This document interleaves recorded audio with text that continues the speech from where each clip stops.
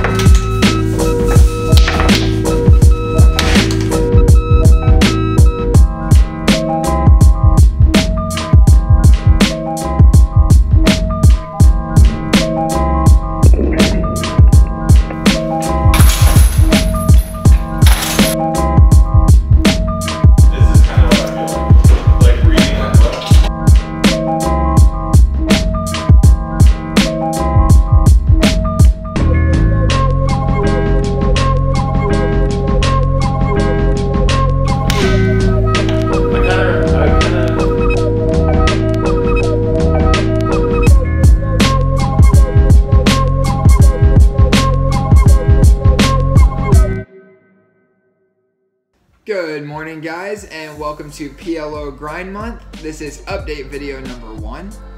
If you missed our intro, we're doing 200 hours of online PLO this month.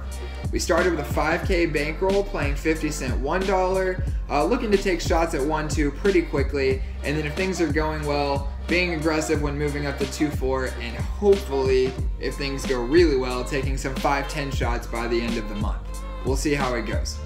Now, we played online PLO all month last month.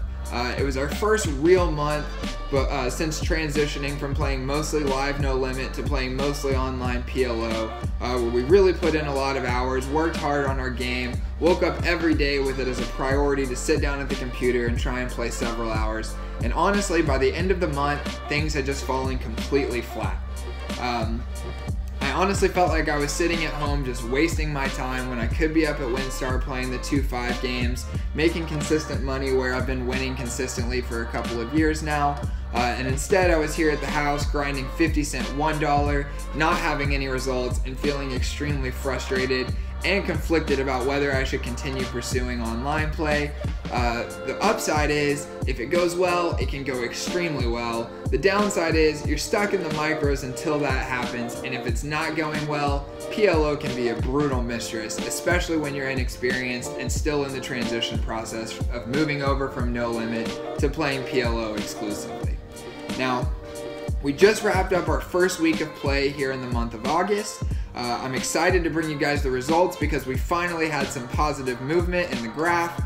I've got the results for this whole week here. I'm going to briefly go through those results, and then we'll talk about an interesting hand that I played, the concept that goes with it, as well as getting into the routine that I use when I'm trying to get ready to play a session, whether it's live or online.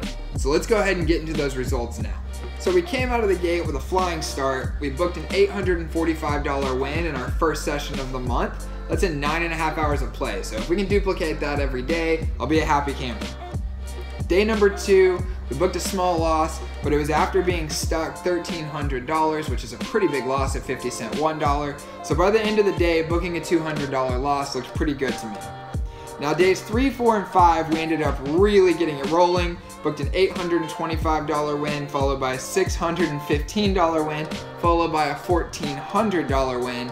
And by that time, we were pretty heavily taking shots at 1-2. Had a couple of really big 1-2 sessions where we won a couple of $1,000 pods, had a $2,000 stack. And by this time, the end of day 5, we're feeling pretty good about ourselves. Okay, we're coming off of 4 out of 5 pretty large winning days, and this is after a break-even month. So it always feels good to hit that reset button at the beginning of the next month and just start over. Feels like a whole different ballgame. Now day number 6, we had kind of an unexpected day off. Alice, Chris, and Jack were just coming home from the World Poker Tour, where all 3 of them booked their biggest lifetime cash within a week of each other. Chris and Alice had booked their biggest lifetime cash in the same tournament, which was the main event at Choctaw.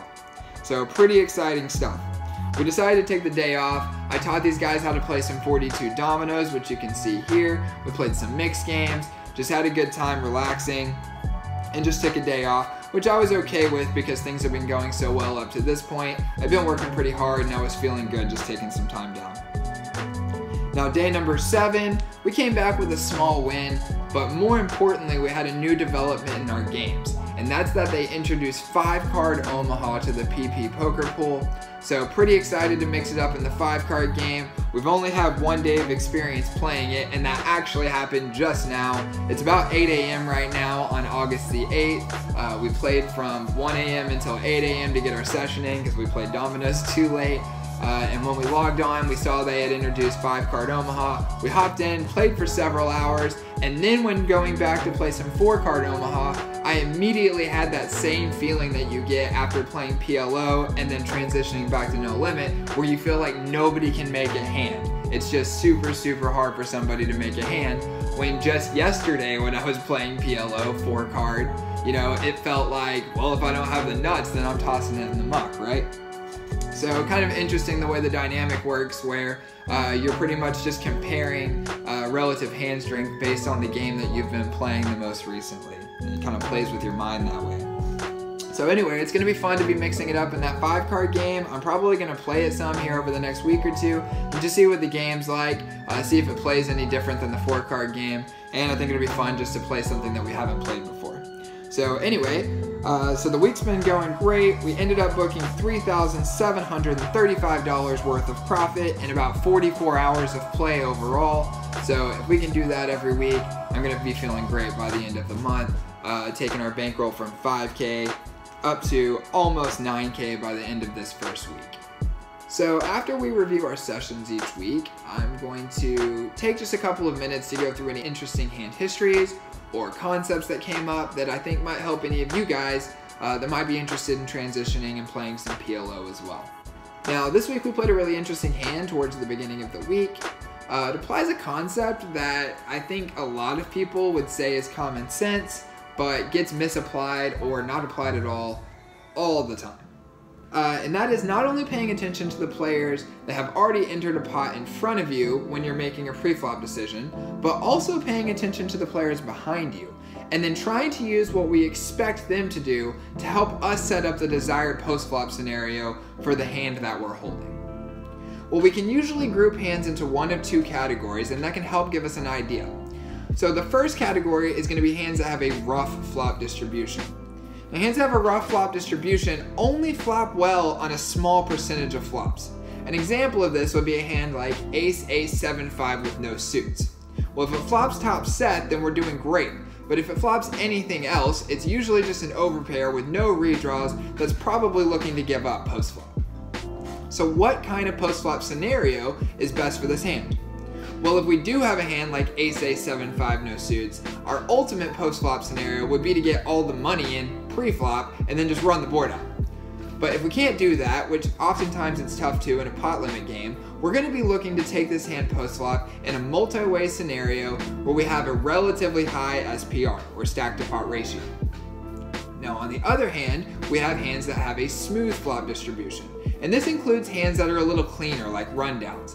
The best example would be like Queen, Jack, 10, 9 double suited. Now this hand does well on a relatively high number of flops. And the post-flop scenario that we're looking to set up is pretty much the opposite.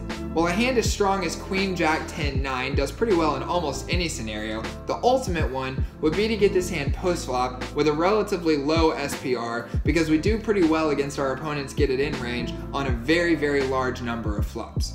So we need to take the hand that we're holding and then try and put it into one of those 2 categories, or at least somewhere on the spectrum as best as possible. And the more you play, the more you'll get used to doing this and have a better idea of how you can maneuver within the hand to set up the post-flop scenario that you're looking for.